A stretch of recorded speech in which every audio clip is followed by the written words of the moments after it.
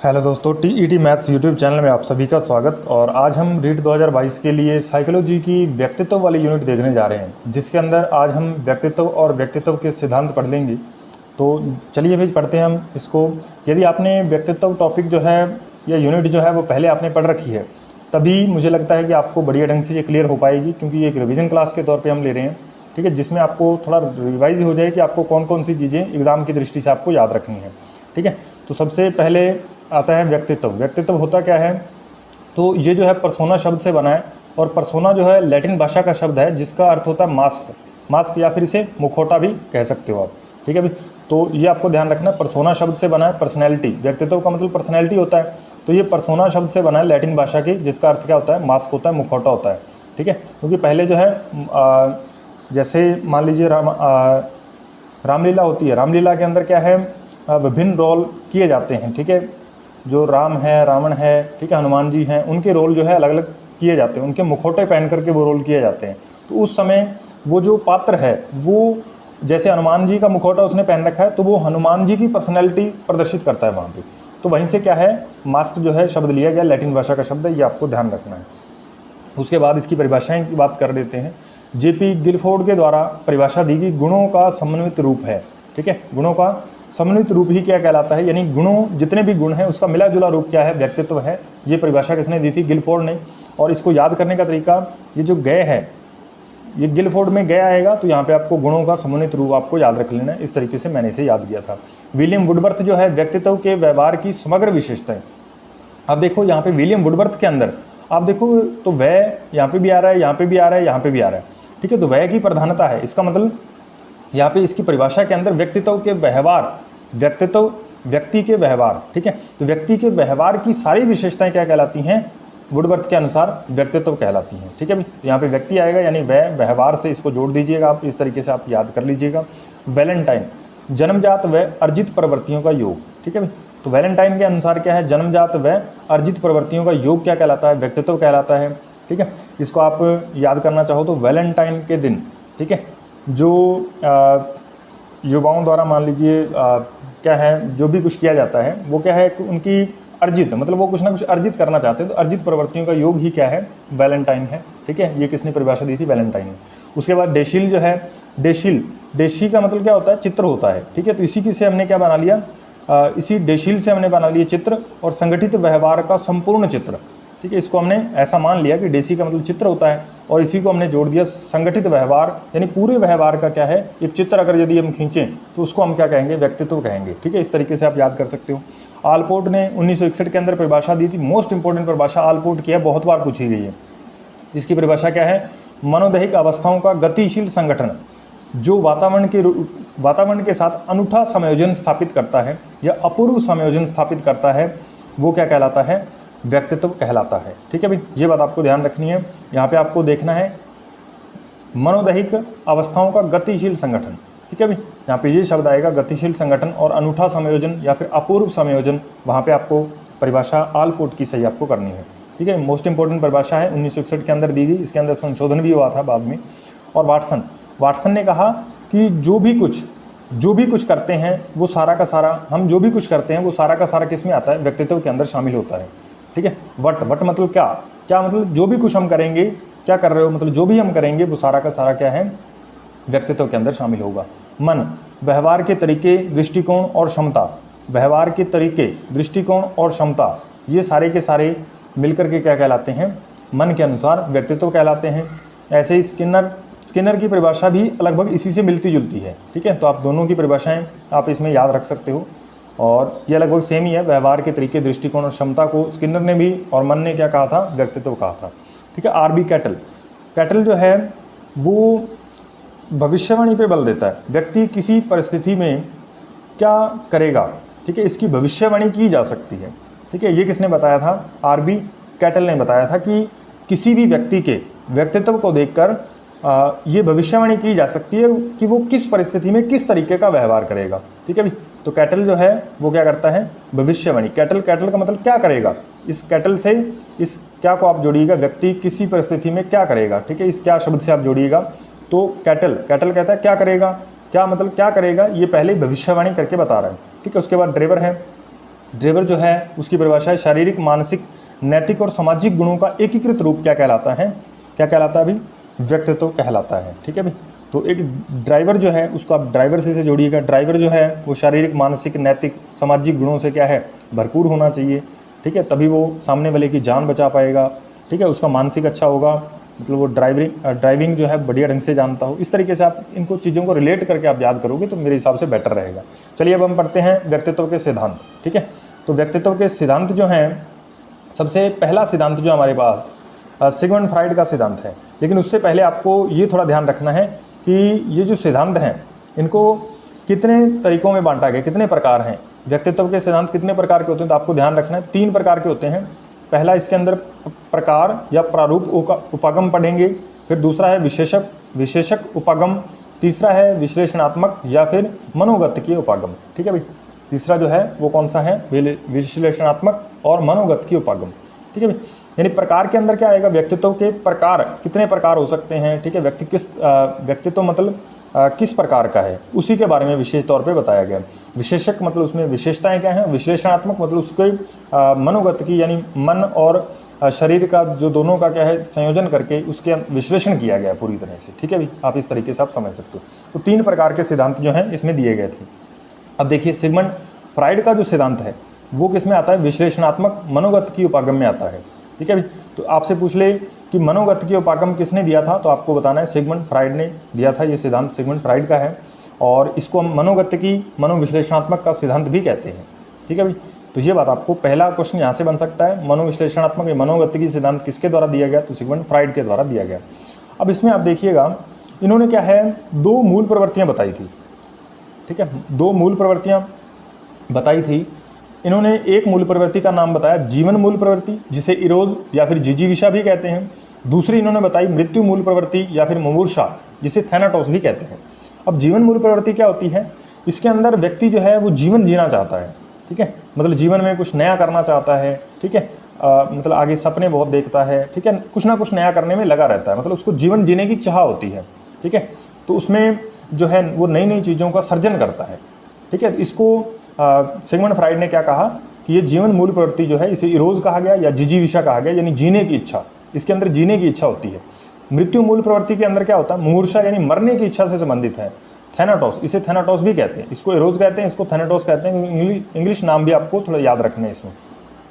अब मुमूर्षा के अंदर क्या होता है?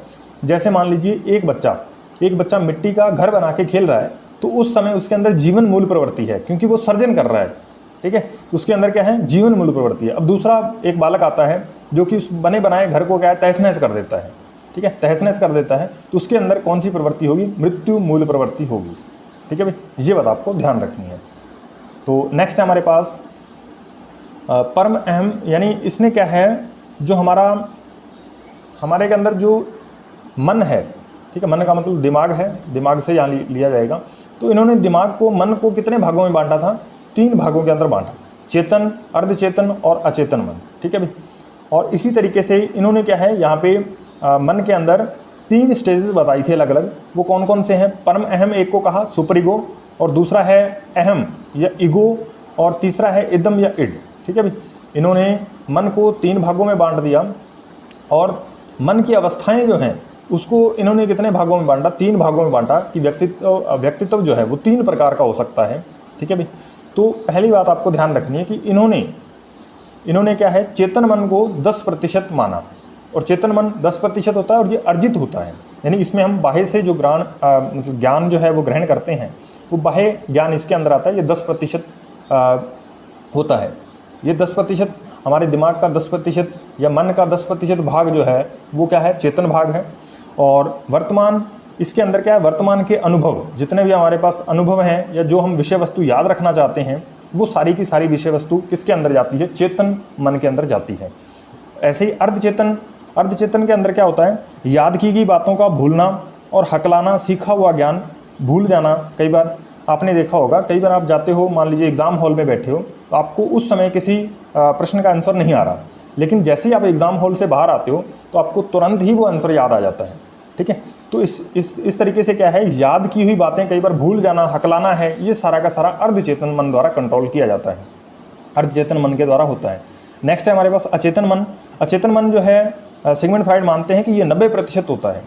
ठीक है, इसके अंदर कौन कौन सी इच्छाएं आती? दमित इच्छा, भावना, संवेग, मूल प्रवृत्ति, यौन ऊर्जा, अमर्यादित, अनैतिक, असामाजिक, अनियंत्रित। ठीक है, ये सारी की सारी चीज़ें किसके अंदर आती हैं? अचेतन मन के अंदर आती हैं। ठीक है, तो एक बार क्वेश्चन भी पूछा गया कि दमित इच्छाएं किस मन के अंदर आएंगी, किस भाग, मन के किस भाग के अंदर आएंगी? अचेतन के अंदर, अर्धचेतन या चेतन भाग के अंदर आएंगी। तो आपको ध्यान रखना है अचेतन मन के अंदर दमित इच्छाएं। दमित इच्छाएं मतलब जो इच्छाएं हमारी पूरी नहीं हो सकी वो इच्छाएं इसके अंदर स्टोर रहती हैं। ठीक है, हमारी भावनाएं हैं, संवेग हैं, मूल प्रवृत्तियां हैं, ये सारी की सारी चीज़ें अचेतन मन के अंदर रहती हैं और ये कभी भी डिलीट नहीं होती मेमोरी। ठीक है, हमेशा के लिए चलती है और इसलिए इसका भाग जो है 90% माना गया है। और हमारे सक्सेस के अंदर यदि रोल पूछा जाए तो अचेतन मन का ही ज़्यादा रोल होता है। ठीक है भाई, तो ये बातें आपको ध्यान रखनी है। अब इन्होंने कई बार ये भी क्वेश्चन पूछा गया कि इन्होंने जो हमारा दिमाग है, मस्तिष्क, इन्होंने मस्तिष्क की तुलना किससे की? इन्होंने मस्तिष्क की तुलना आइसबर्ग से की।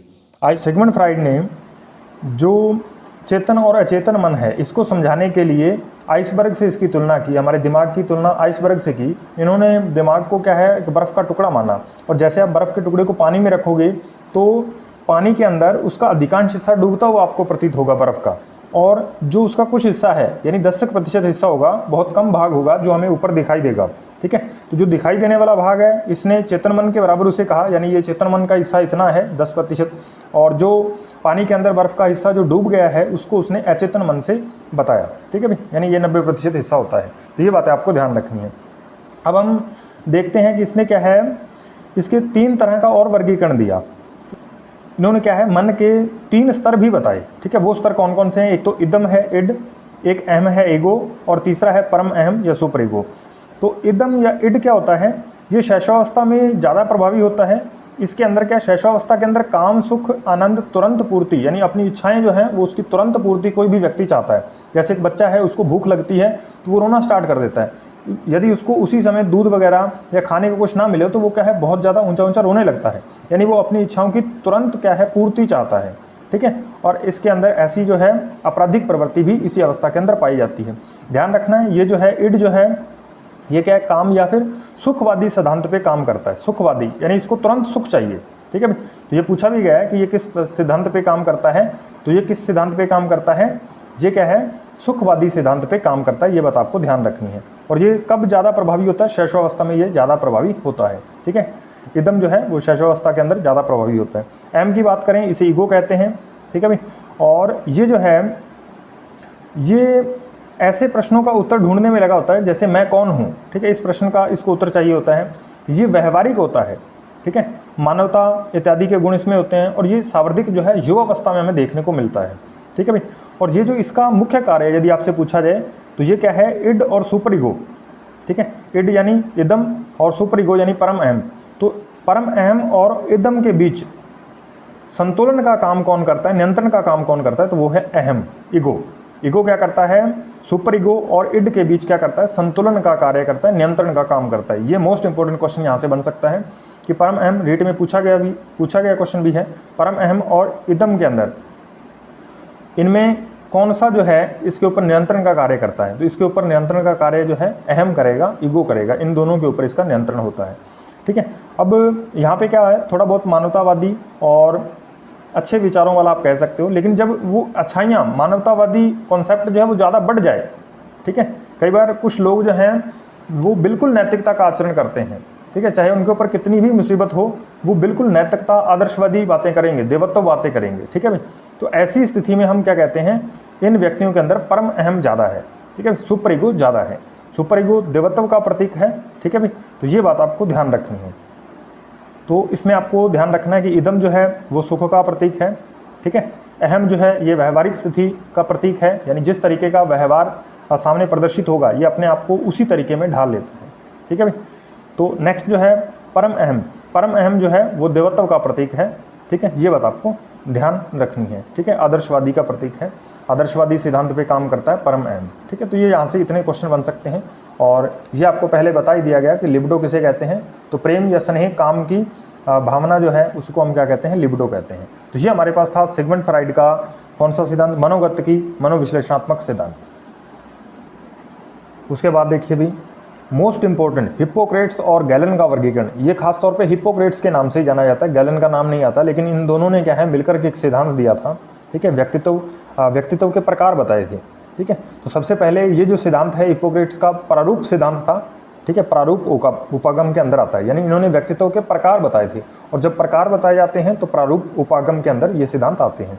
और ये सिद्धांत कब दिया गया? 460 से 370 ईसा पूर्व दिया गया था। यूनानी शरीर शास्त्री पश्चिमी, ये हिप्पोक्रेट्स जो हैं ये क्या है, यूनानी शरीर शास्त्री थे। पश्चिमी जगत में चिकित्सा का इन्हें पिता भी माना जाता है। हिप्पोक्रेट्स को क्या है, पश्चिमी जगत में चिकित्सा का पिता कहा जाता है। और इन्होंने व्यक्तित्व के 4 प्रकार बताए थे, एक तो कफ, एक काला पित्त, पीला पित्त और रकत, ठीक है। जो कफ प्रधान लोग होते हैं उनके अंदर वो श्लेष्मिक मंद होते हैं, ठीक है, यानी वो थोड़ा आलस टाइप उनमें ज़्यादा होता है, मंद गति से वो कोई भी काम करते हैं। और काले पित्त वाले लोग जो है वो खिन्न होते हैं, विषादी होते हैं। खिन्न का मतलब जल्दी से क्या है, गुस्सा करने वाले, काला पित्त, ठीक है, यानी खिन्न हो जाते हैं, कुछ छोटी छोटी बातों पे क्या है उलझन में आ जाते हैं। इस तरीके से खिन्न व्यवहार और विषादी व्यवहार ये प्रदर्शित करते हैं। पीला पित्त जो है क्रोधी और विवादी होते हैं।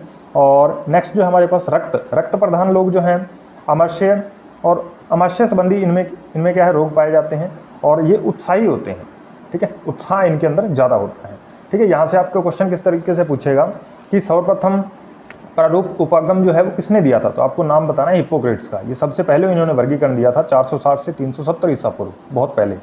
व्यक्तित्व जो है वो 4 प्रकार का होता है, इन्होंने बताया था कौन कौन सा, कफ, काला पित्त, पीला पित्त और रक्त। पीला पित्त के बारे में आपको खासतौर पे ध्यान रखना, क्रोधी स्वभाव पीला पित्त के अंदर काउंट होगा, ठीक है। तो इस तरीके से ये आपका रिवीजन हो गया। नेक्स्ट हम पढ़ते हैं भारतीय दृष्टिकोण के अनुसार। भारतीय दृष्टिकोण के अनुसार जो है ये क्या है, वर्गीकरण हमें श्री भगवद गीता के अंदर मिलता है, ठीक है।